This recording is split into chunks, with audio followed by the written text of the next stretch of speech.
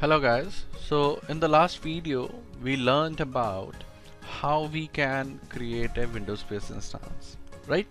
Now in this video we would be starting off with something that is connecting to that instance and viewing the interface, right? So how would we be able to do that? Let us just see that. Now head over to the AWS console, right? And here you would be able to see an instance which has its ID, right? And it has some other information, for example its availability zone, its instance state, right? Now if we notice something, it is running, right? Right click over the instance and you can click on connect, right? Now as you would need you would be connecting to it, you would need something that is a password. You have this ID. Now first thing first, you would need a Windows based machine for this, right? So open start menu, right? And get to the run. Now there is a shortcut for run, that is Windows R. You can hit that. Now here you would need to type a command mstsc, right? Hit enter and you will be taken to this particular screen, right? On the screen you would need to provide that address, public DNS that you copied. Done. Click on connect. Now as you can see that it is asking you for credentials. Right now it is choosing my name by default, right? We have more options, right? And what I do is I'll choose a different account. Now it asks me for username and password. It will be asking you for these details there as well, right? Now the username is administrator. Copy this and here go back to that particular place, provide the username. Now what about the password? Go back and click on get password. Now here you remember in the last video we created a key pair, right? That is my first Windows Server instance.pem. Now you need to choose that file, right? So file is downloaded here and this is the file. Choose this and you're done. Click on decrypt password and it will be showing you this password. Click on copy. The password is copied and you can provide it here. You can choose the option remember me. Click on OK, right? Now as this instance is created and it is running, it is asking me to provide some say details. There is a certificate error. This is not certified.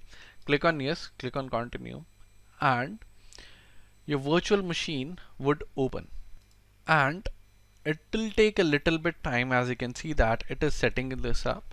It will take some time. Once this is done, you can see a normal regular Windows 10 Server desktop, right? So this is the Windows Server 2019 desktop. Here you can see that there are a few things, right? You can do anything you would want to. Yes, save the network, right? And here now the main thing, that is working with the things that we want, right? For example, let us just host a dummy application, right? A page which simply tells us hello, how are you, right? Or let us just create a hello world HTML page, right? So right click here and then go to new, a text document, right? And simply name it index.html. Now this is not a HTML file right now. This needs to be renamed again. We'll do that. Let us just do one thing. Let us just create a HTML code, a simple HTML code, nothing say tedious about it. And right, let us just have a title, test page. Let us just close these tags, title, head. Now the body part. So body, and inside body I would like to print something in the paragraph, that is hello world, right? So this is what we want to print. This is paragraph closing, this is body closing, and say this is HTML closing, right? Save this file, keep it here for a while, right? We'll be doing some changes later on. Now, as this is the instance right now, as this is a fresh machine, nothing is configured here.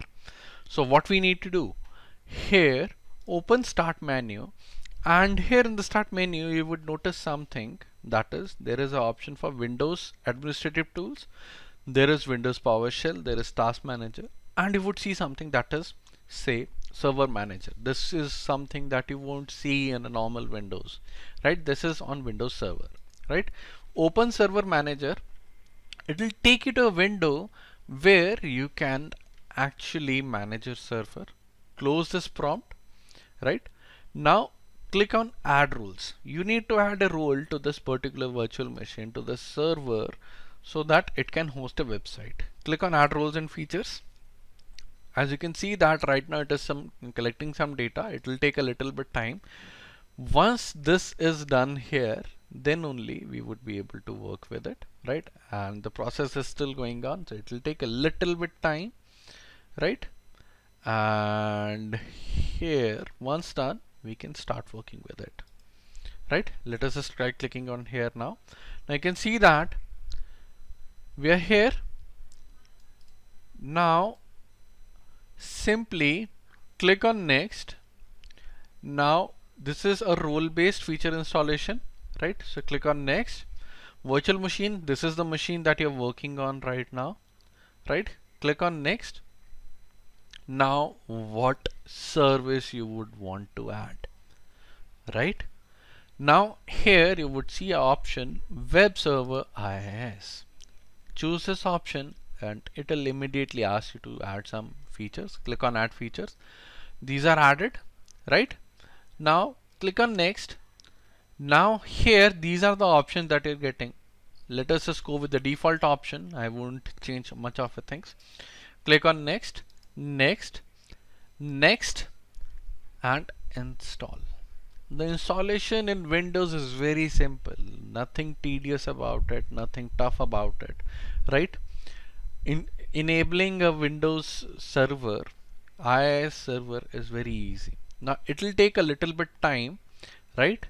Now once done, you would be able to see that installation is complete, right?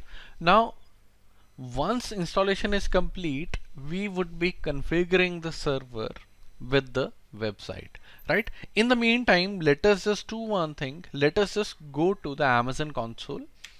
So over here, just a second. Yeah, so this is our Amazon console, right? Now over here, this is our instance. If you move forward, you would be able to see a public IP or a public DNS IPv4. Copy this DNS, right? And click here and paste this DNS here, right? As you can see that right now the server is not working, say enabled right now, the web server is not enabled. This page is not working. Let us just go back to the EC2 instance. Features are still getting installed. So we need to wait for this to be done.